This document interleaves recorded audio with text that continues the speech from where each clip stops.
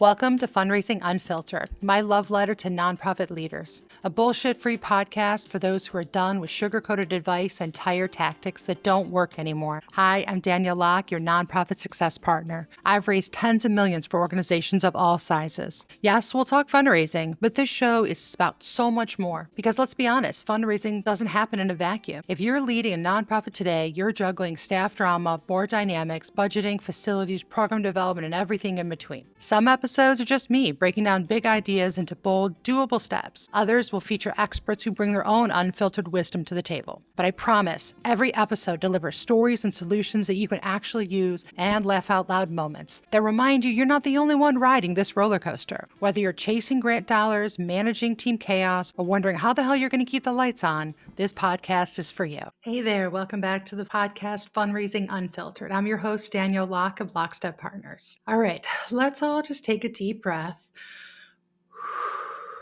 I know you're nervous about federal funding and what's happening and the government and how you're going to continue to fund your mission. But what I'm here today is to flip the script on that and to tell you that there is still lots and lots of dollars out there from sources, from places, from people, from organizations that you're not looking at. Also, I want to just point out that so many organizations that I work with are concerned about funding, but they're not asking. Fundraising is not about trying to trick people into giving you money. It is about you're doing great work. It's about inviting people to the table. It's inviting people to support your mission. And so you should have no reservations about asking people to join your mission. And if they believe in what you're doing, they will. And if they don't, they'll find another mission that speaks to them, and that's okay. So first and foremost, let's make sure we're asking. My client Alicia was struggling with her team who wasn't bringing in any dollars. And when she took over the fundraising, she started sending letters asking for support. And I think she sent 3 letters in the last couple of months, which is a little excessive, but she needed to bolster her fundraising. And she indeed is seeing dollars come in because she's doing an incredible work.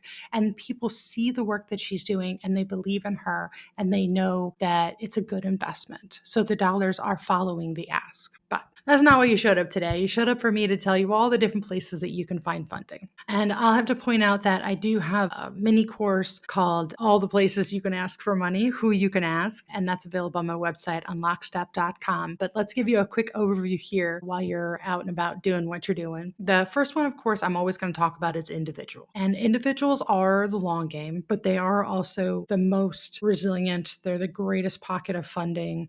Check out the Giving USA research. You're always going to see that greater than 80% of philanthropic giving in the United States year over year comes from individuals. So make sure that you're talking to individuals, you're building those relationships, you're communicating your successes, you're communicating your need. Just keep on doing it because individuals are where it's at. In the meantime, of course, you've also got foundations. And if you haven't done a funding scan in recent years, done some Googling, checked out GuideStar, there are so many foundations out there, particularly small family foundations between $3 and $10 million in assets. And that's because baby boomers are retiring, entrepreneurs are selling their business, individuals with wealth are having taxable events. And so individuals are creating either donor advised funds or small private foundations in a rapid pace. So there's lots of dollars out there. Also, it's worth noting that there are many types of foundations, right? There's community foundations located in your geography. There are individual family foundations. There are corporate foundations.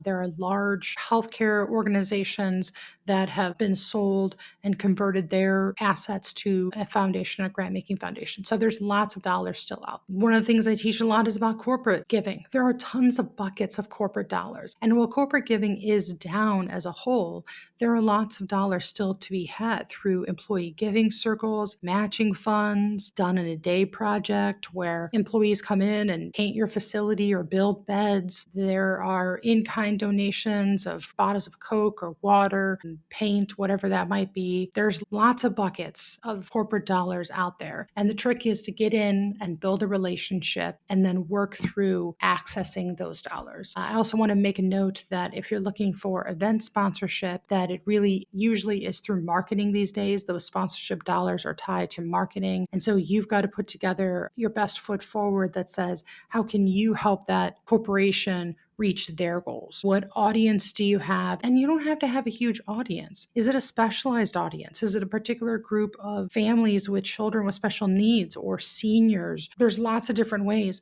but who is it that that corporation is looking to reach, and how can you help them reach their goals? Local businesses, right? I know you're concerned that local businesses are struggling and you don't want to ask too much of your local retailers, but again, it's an invitation to the table. What are you doing? Who are you serving? How can you help them build their business through your opportunity, awareness channels? What can you do for them? Even if it's a small donation, right? Or, can they collect change for you or donate their tips or in-kind products? There's all kinds of stuff that small businesses can do. All right. So then let's not forget about groups and associations. And I think because so many of us are not involved in service groups anymore, they are still out there and they're still strong and they're very philanthropic. So make sure that you're out talking to your Rotaries and your Lions Clubs and your Kiwanis and your Knights of Columbus. There's so many of them out there, and every one of those groups is both about building business connections for the members as well as having a service component, a charitable act, making a difference in their community. So I've gotten lots and lots of dollars from groups like that.